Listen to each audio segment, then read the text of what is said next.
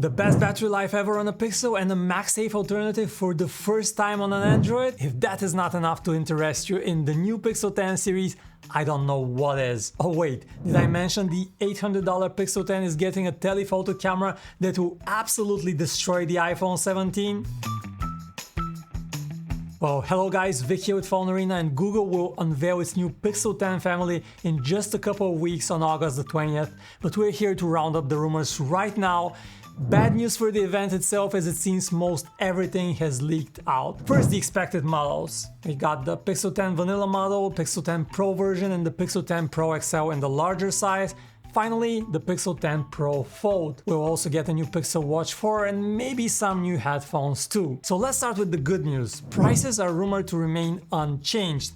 This is not exactly a surprise though. Pixel 9 got way more expensive last year, and another price hike would make the Pixel 10 more expensive than iPhones or Galaxy. Not a good look. So the Pixel 10 base model, $800 price, 128GB base storage.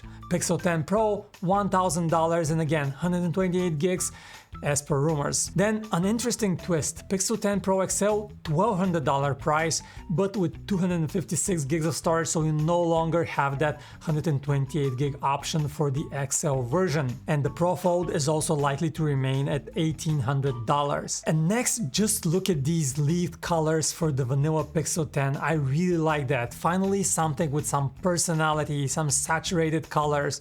Look at that indigo option.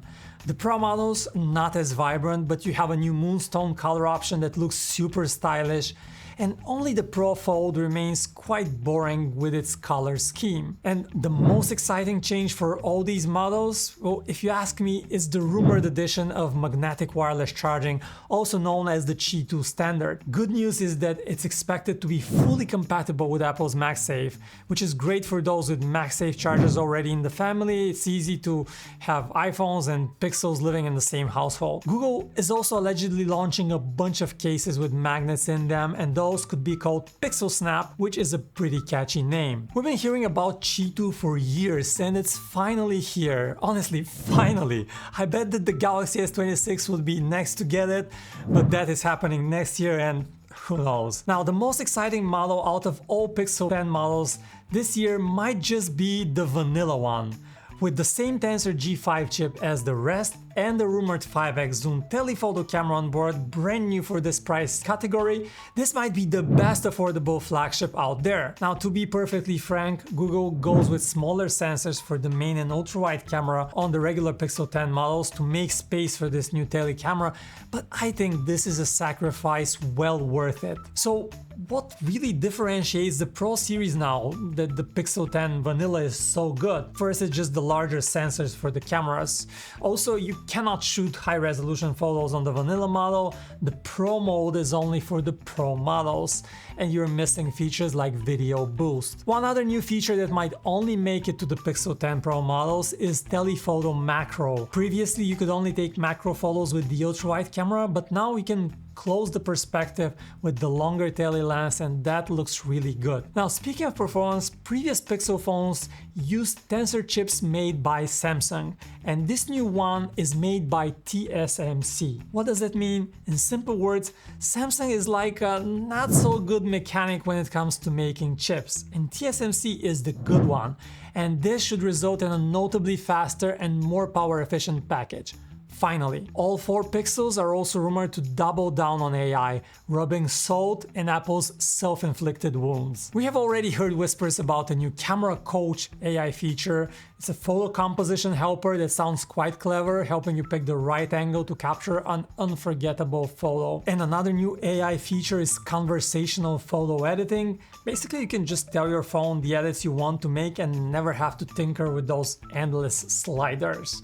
Shadows, highlights, none of that. We have left the best for last. All Pixel 10 models are getting bigger batteries. Hallelujah. We have leaked sizes, and they show the phones will weigh just a bit more than before, but if you ask me, that is totally worth it. The Pixel 10 is rumored to get a 5% increase to a battery size of nearly 5,000 mAh. The 10 Pro goes up to 4,870 mAh, a bit smaller, and finally the Pro XL goes up to 5,200 mAh.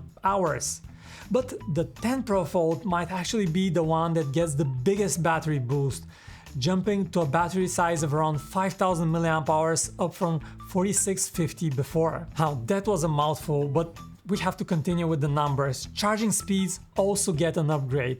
You have 29 watt wire charging on the 10 and 10 Pro and 39 watt speeds on the Pro XL. This is now getting into truly fast territory. The Pro Fold remains the slowest charging in the series, only supporting 20 watt charging speeds. Now as for the Pixel Watch 4, we expect 3 big upgrades and one thing that remains unchanged. And that unchanged thing is the design. So the domed glass remains, but finally the new thing is the watch is repairable, as in you can replace the battery or the screen rather than having to throw it in the bin if you crack the display.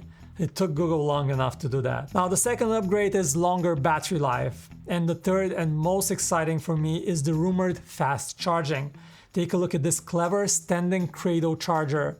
This looks so much better than laying your watch flat to charge it. Rumors say the new Pixel Watch 4 will go from 0 to 50% charge in just 15 minutes or 0 to 80% in just 30 minutes, which is fantastic. Now one downside of that new charger though, it will likely not be compatible with watch cases. I personally don't mind, but some may. So just a few weeks ago, it looked like the Pixel 10 is going to be just another boring upgrade.